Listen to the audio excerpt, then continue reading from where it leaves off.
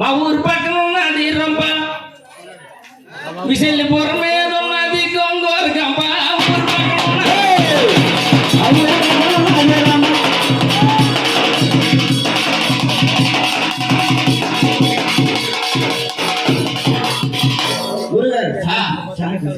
బావగారు బొమ్మరపురం తగిలింది ఎండ బొమ్మరపురం తగిలింది ఎండ విశల్య ఊపింది వాళ్ళ ఊరి జెండ